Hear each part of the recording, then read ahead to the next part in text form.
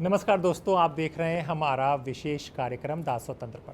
दोस्तों, आज जब हम फैशन की बात करते हैं तो अक्सर हमारे दिमाग में कपड़े, ट्रेंड्स और फैशन शोज़ आते हैं। लेकिन क्या फैशन सिर्फ स्टाइल तक सीमित है या फिर इसके पीछे एक गहरा सामाजिक और राजनीतिक संदेश भी छुपा होता है? आज हम इसी पर चर्चा करेंगे। पॉलिटिशियन को बताना पड़ता है जनता को कि मैं नेता हूं, तो उसकी शक्ल पे नहीं झलक रहा है, उसके कपड़ों पे झलक रहा है। ठीक है, सफेद कुर्ता पजामा पहन के घूम रहा है तो नेता होगा, बिकॉज नॉर्मल जनता कभी सफेद कुर्ता पजामा नहीं पहनती, रात को पहनती सोते टाइम। कुछ ना कुछ तो डिफरेंट आना पड़ेगा। समझिए इसको, क्या एक साड़ी, एक सैंडल या किसी सेलिब्रिटी का पहना हुआ आउटफिट भी किसी देश की छवि बदल सकता है? ये एक बहुत बड़ा सवाल है और इस पर चर्चा होनी चाहिए।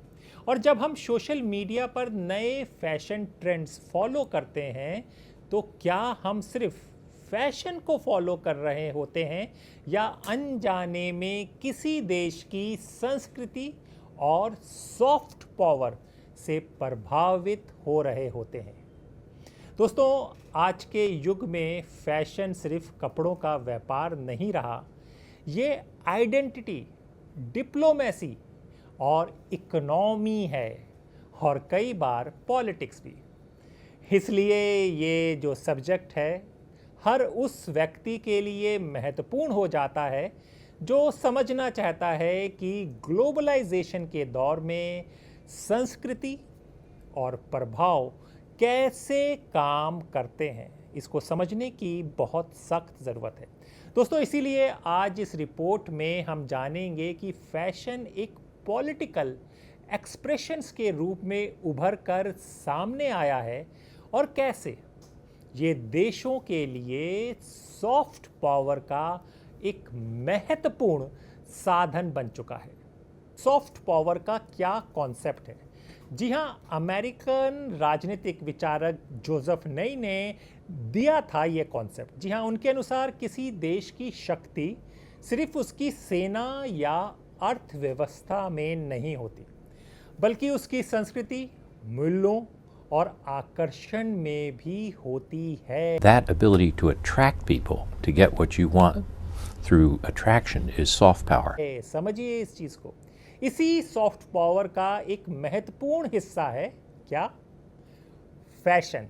दोस्तों, फैशन सिर्फ कपड़े नहीं होते, ये पहचान होती है, ये इतिहास को दर्शाते हैं, ये सामाजिक और राजनीतिक विचारों को व्यक्त करते हैं। ऐसा अक्सर देखा गया है, इतिहास में कई ऐसे उदाहरण मिलते हैं जहां फैशन ने राजनीतिक संदेश दिया है और इस संदेश को समझना बहुत ज़रूरी है। दोस्तों, अगर हम भारत के स्वतंत्रता आंदोलन के दौरान महात्मा गांधी ने खादी को अपनाया। खादी सिर्फ एक कपड़ा नहीं था, ये ब्रिटिश उत्पादकों के विरोध एक प्रतीक था। इसने स्वदेशी और आत्मनिर्भरता का संदेश दिया था। इसीलिए हम जब जो बात कर रहे हैं ना फैशन की, इसको समझना बहुत ज़रूरी है। तभी तो कहते हैं दुनिया भर में कपड़ों का इस्तेमाल विरोध, एकता और पहचान के प्रतीक के रूप में किया गया है। इस प्रकार फैशन पॉलिटिकल एक्सप्रेशन का एक महत्वपूर्ण माध्यम बन चुका है। लेकिन अब सवाल ये भी है, फैशन सिर्फ राजनीतिक अभिव्यक्ति तक सीमित नहीं है। आज ये देशों की अंतर्राष्ट्रीय छवि को भी प्रभावित कर रहा है। दोस्तों, हम यहाँ पर आपको ना फ्रांस ले चलते हैं और फ्रांस इसका सबसे बड़ा उदाहरण है। पेरिस को दुनिया की फैशन कैपिटल माना जाता है। पेरिस फैशन वीक में हर साल दुनिया भर के डिज़ाइनर्स, सेलिब्रिटीज़ और मीडिया शामिल होते हैं। इसके माध्यम से फ्रांस अपनी रचनात्मक कला और लग्जरी की छवि को मजबूत करता है। आइए देखिए फैशन वीक में किस तरह से काम होता है और इसका आज के टॉपिक से क्या ताल्लुक है, इसको भी समझिए। In the 20th century, it was French designers who set the tempo for style. There was Coco Chanel, Hubert de Givenchy, and Christian Dior who completely revolutionized women's fashion. as did Yves Saint Laurent, who transferred a number of men's designs into the female wardrobe, like Le Smoking or Tuxedo. His was also the first couture brand to produce a ready-to-wear collection, Le Prêt-à-Porter. वहीं पर south Korea ने भी fashion को soft power के रूप में सफलतापूर्वक इस्तेमाल किया है। के पॉप के बढ़ते प्रभाव के साथ कोरियन फैशन भी दुनिया भर में लोकप्रिय हुआ है।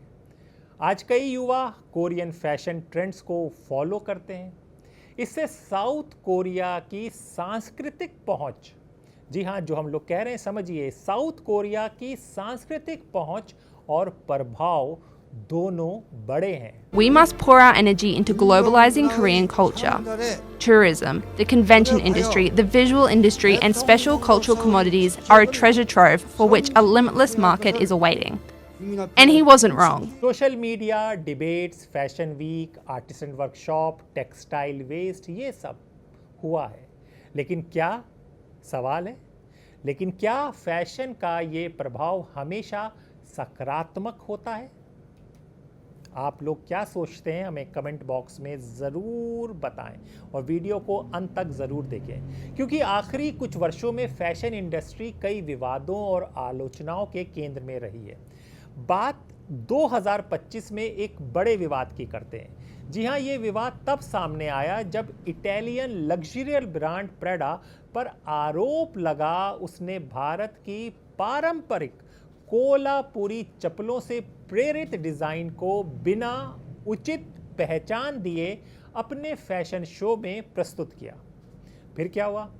इस घटना से कल्चरल एप्रोप्रिएशन यानी सांस्कृतिक अपहरण पर वैश्विक चर्चा को जन्म दिया और चर्चा होने लगी।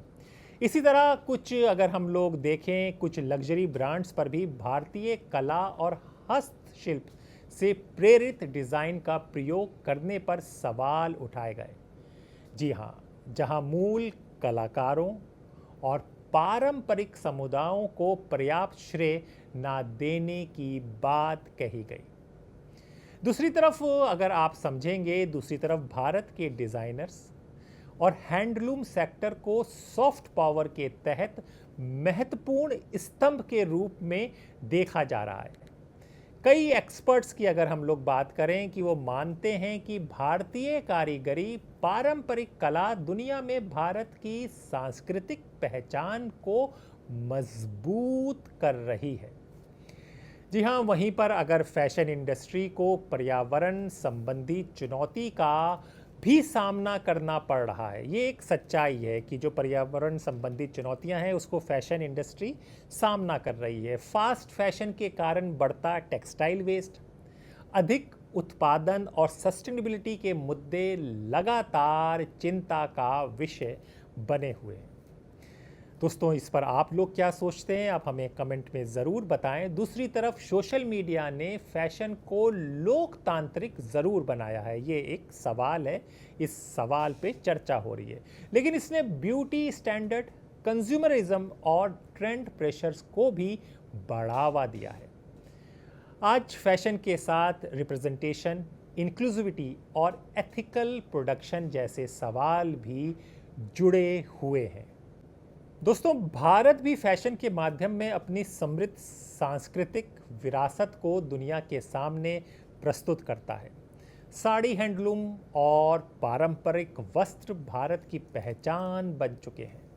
जी हाँ, ये वस्त्र न केवल कला और परंपरा को दर्शाते हैं, बल्कि भारत की सांस्कृतिक शक्ति को भी प्रकट करते हैं। तो अब ये समझना बहुत ज़रूरी है, आज फैशन डिप्लोमेसी का भी एक महत्वपूर्ण हिस्सा बन गया है। जी हाँ, फैशन डिप्लोमेसी भी एक महत्वपूर्ण हिस्सा है। कई बार राष्ट्रीय नेता और राजदूत विदेशी यात्राओं के दौरान स्थानीय वस्त्र धारण करते हैं। तो आप सोचते होंगे कि ये क्यों कर रहे हैं, तो इसी को आज समझिए। जी हाँ, ये एक संकेत होता है सम्मान, सांस्कृतिक संवेदनशीलता और दोस्ती का। There are people that make products, but the product is part of their life. दोस्तों, जैसा कि आप लोग जानते हैं कि आज का युग सोशल मीडिया के युग में कहा जाता है, और इस सोशल मीडिया के युग में फैशन का प्रभाव और भी बढ़ गया है। एक ट्रेंड कुछ ही घंटों में पूरी दुनिया तक पहुंच सकता है। जी हाँ, आप कैसे इन्फ्लुएंसर्स और सेलिब्रिटी फैशंस के माध्यम से सांस्कृतिक प्रभाव को नए स्तर पर ले गए हैं, और ये एक हकीकत है। हालांकि फैशन के इस प्रभाव के साथ कुछ चुनौतियां भी जुड़ी हुई हैं। फास्ट फैशन पर्यावरण को नुकसान पहुंचा रहा है। कई बार सांस्कृतिक प्रतीकों का गलत उपयोग भी देखा जाता है, और इसलिए फैशन के प्रभाव की अगर बात करें, साथ ही उसकी जिम्मेदारी को भी समझना उतना ही आवश्यक है। तो अब सवाल है, तो क्या फैशन सिर्फ कपड़े हैं? आप लोग क्या सोचते हैं? नहीं दोस्तों, आपने ये तो सुना होगा, dress for the job you want, लेकिन इंडियन पॉलिटिक्स में ये सवाल थोड़ा अलग है, क्योंकि हम लोग पॉलिटिकल काम करते हैं, पॉलिटिकल न्यूज़ देते हैं, तो राजनीति को लाना ज़रूरी है। वहाँ पर dress for the vote you want, जी हाँ, क्योंकि इस देश में एक नेता जो पहनता है वो सिर्फ फैशन नहीं होता है, वो एक स्टेटमेंट होता है, एक स्ट्रेटजी होता है, एक मैसेज होता है, जो कभी कभी किसी भी भाषण से ज़्यादा बोलता है। अब ज़रा सोचिए, ज़रा सा सोचिए, सफ़ेद कुर्ता पैजामा ये दशकों से इंडियन मेल पॉलिटिशियंस की अनऑफिशियल यूनिफॉर्म रही है। यानी कि अगर आपको नेतागिरी करनी है तो आप सफ़ेद कुर्ता पहनकर निकलेंगे तो लोग कहेंगे क्यों भाई नेता बन गए। ये एक परंपरा को दर्शाता है, ये नम्रता को दर्शाता है, ये कहता है मैं मिट्टी का हिस्सा हूँ। हर पार्टी का नेता, चाहे ग्रास रूट वर्कर हो या प्राइम मिनिस्टर, इसका इस्तेमाल करके अपनी एक्सेबिलिटी और अपनापन दिखाते हैं। और फिर आता है नेहरू जैकेट। जी हाँ, एक ऐसा गारमेंट जो इतना किसी आइडेंटिटी से जुड़ा है कि लिटरली एक प्राइम मिनिस्टर का नाम कैरी करता है। जी हाँ, फिर दूसरी तरफ मोदी का हाफ स्लीव कुर्ता क्रिप्स और प्रेस्ड जैकेट के साथ आपने हमेशा देखा होगा, ये डिसिप्लिन प्रोजेक्ट करता है, अथॉरिटी प्रोजेक्ट करता है, ये सब आप देखते होंगे। और एक ख़ास तरह का नेशनलिज्म भी, जिसे राष्ट्रवाद कहते हैं, और आजकल राष्ट्रवाद को लेकर बहुत चर्चा होती है। तो दोस्तों, हर सिलाई इंटेंशनल होती है, हर कलर का चुनाव कैलकुलेटेड होता है। जी हाँ, यही हम आपको समझाना चाह रहे हैं। पॉलिटिक्स में फैशन एक सॉफ्ट पावर है, और इंडिया के नेताओं ने ये हमेशा जाना है। जी हाँ, लेकिन क्या होता है जब कोई नेता ये कोड ही तोड़ दे? यहाँ आता है एक बहुत इंटरेस्टिंग केस स्टडी, और ये केस स्टडी है Rahul Gandhi. This T-shirt for me symbolizes transparency, simplicity and perseverance. I'm sure you use these values and fight for these values in your life. और उनका अब आयोनिक बन चुका वाइट टी शर्ट। जी हाँ, तारीख देखिए और चुनाव देखिए 2024 के लोकसभा इलेक्शन में राहुल गांधी ने ट्रेडिशनल कुर्ता पैजामा छोड़ दिया और उसकी जगह ली प्लेन वाइट टी शर्ट और डार्क कार्गो पैंट्स ने। देखने में ये कैजुअल लगा होगा आप लोगों को, लेकिन इसके पीछे की राजनीति को आज आप समझिए। ऑलमोस्ट अनपॉलिटिकल लगता था, और एक्सपर्ट कहते थे यही तो प्लान था। जी, राहुल गांधी ने ये वाइट टी शर्ट पहली बार पहनी अपनी भारत जोड़ो यात्रा में। आपको याद होगा कि कैसे भीड़ जमी, और ये सितंबर 2022 से शुरुआत हुई थी। इसे पर्सनल ब्रांडिंग, जी हाँ, पर्सनल ब्रांडिंग कोच तारा शर्मा सेनगुप्ता ने नोट किया कि उनकी सिंपल टी शर्ट और कार्गो पैंट्स बाकी पॉलिटिकल क्लास से बिल्कुल अलग थी। ये एक हकीकत है। अब आप जब देखेंगे तो आपको समझ में आएगा, और स्वतंत्र का ये वीडियो भी समझ में आएगा। गांधी ने खुद एक सिंबोलिज्म के बारे में बोला। उन्होंने कहा कि वाइट टी शर्ट ट्रांसपेरेंसी और सिंप्लिसिटी को रिप्रेजेंट करती है, और उन्होंने इसे एक बहुत गहरी पर्सनल बात भी जोड़ दी। जी हाँ, उन्होंने क्या कहा, आप सुनिए ये चीज़ों को जो हम बता रहे हैं। उन्होंने कहा मध्य प्रदेश में उनकी मुलाकात 3 गरीब बच्चियों से हुई जो ठंड में फटे कपड़ों में कांप रही थी। उस दिन उन्होंने डिसाइड किया जब तक उन बच्चियों को, जी हाँ, क्या कहा उन्होंने कहा कि उस दिन उन्होंने डिसाइड किया जब तक उन बच्चियों को स्वेटर नहीं मिलता वो खुद भी स्वेटर नहीं पहनेंगे। दोस्तों ये सिर्फ कपड़ा नहीं दोस्तों, ये एक नैरेटिव। कांग्रेस एमपी मणिकम टैगोर ने कहा, देश भर के मजदूर और युवा टी शर्ट और ट्राउज़र में रहते हैं। राहुल गांधी का ये चुनाव वर्किंग क्लास लोगों से कनेक्ट कर रहा है। जी हाँ, आपको लग रहा है कि नहीं? इस पे ज़रूर हमें कमेंट दें। और राहुल गांधी ने तो इसे ऊपर एक और मूवमेंट भी खड़ा कर दिया, वाइट टी शर्ट मूवमेंट। जी हाँ, वाइट टी शर्ट मूवमेंट, जिसमें वाइट टी शर्ट 5 प्रिंसिपल, समझिएगा ये। जी हाँ, फिर से हम लोग आपको बताते हैं, वाइट टी शर्ट 5 प्रिंसिपल को रिप्रेजेंट करती है, यानी कंपैशंस, यूनिटी, नॉन वायलेंस, इक्वालिटी और प्रोग्रेस फॉर ऑल। तो दोस्तों, इंडियन पॉलिटिक्स में आप क्या पहनते हैं वो बताता है आप किसी चीज़ के लिए खड़े हैं। जी हाँ, आप किस चीज़ के लिए खड़े हैं। और राहुल गांधी ने एक डिलिबरेट वॉइस की है खुद को अलग दिखने की। कोई स्टार्च कुर्ता नहीं, कोई डिज़ाइनर जैकेट नहीं, बस एक प्लेन वाइट टी शर्ट और कार्गो पैंट, रोज़ रोज़। जी हाँ, इसी में इमेज कंसल्टेंट सुमन अग्रवाल ने इसे बिल्कुल सही कहा। उनका वार्डरोब चिल्लाता है, मैं अलग हूँ, मैं तुम्हारा ही एक हूँ। लेकिन सवाल ये है दोस्तों, क्या ये काम करता है? आप लोग क्या सोचते हैं? और यही सवाल मैं आज सबसे पूछना चाहता हूँ कि क्या ये काम करता है? आप लोग बताइए। राहुल गांधी एक ट्रेडिशनल नेता की तरह दिखने की कोशिश नहीं करते, कोई सेरेमनियल कुर्ता नहीं पहनते, कोई पावर ड्रेसिंग नहीं है, बस एक सिंपल वाइट टी शर्ट। क्या आपको लगता है कि इससे वो ज़्यादा रिलेटेबल लगते हैं?